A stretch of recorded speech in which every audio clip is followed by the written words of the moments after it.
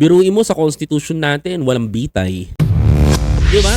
Biruin mo sa constitution natin, mga kababayan ko, halos ang pagnanakaw, lantaran. Ganyan na po sila ngayon, mga kababayan ko, kung mapapansin ho ninyo. Lahat po ng sangay ng gobyerno natin kumikickback na ngayon, mga kababayan. Except sa PCSO. Di ba? Na nagdo-donate pa ng pera sa gobyerno, di ba? Alam mo masasabi ko diyan kay Secretary Vince Dizon, napakagaling niyang secretary. From the DOTR turns into DPWH secretary. Nakita niyo siya, mga kababayan ko. Nakita niyo siya kung paano siya magtrabaho as secretary. And I believe na magaling yung mas malawak pa yung mararating niya kung ganito lahat ng secretary level, no? Kung ganito lahat ng secretary ng gobyerno natin, mas marami pang malalaman. Well, Secretary Vince Dizon, I really salute and snappy sa iyo, sir. Dahil napakatapat mong tao pagdating sa trabaho and you're passionate being a Secretary of DPWH.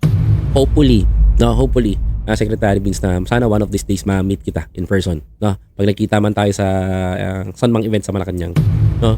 At dito kay Mayor Magalong, thank you, sir. Thank you po, Mayor Magalong, for trusting our President Bongbong Marcos, and pinagkatiwalaan din po kayo na ibigay yung dapat ibigay na serbisyo sa hindi lang sa Baguio.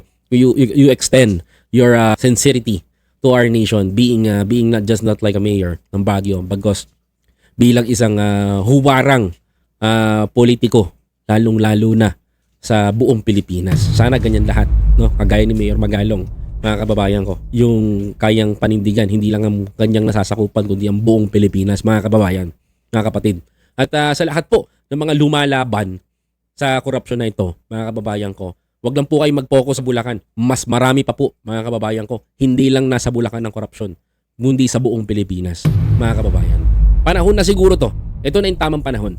Palitan na natin ang konstitusyon. Palitan na natin yung dapat palitan. Hindi ito panahon, mga kababayan ko, ng kwentuhan na etche-boreche na kung ano-ano masama ang charter change. Now, magdesisyon kayo, mga kapatid. If you are part of this fight o sa pakikibaka na to, kalampagin natin. Hindi lang sa social media. Kalampagin natin yung mga dapat kalampagin. Kalampagin natin ang nasyon.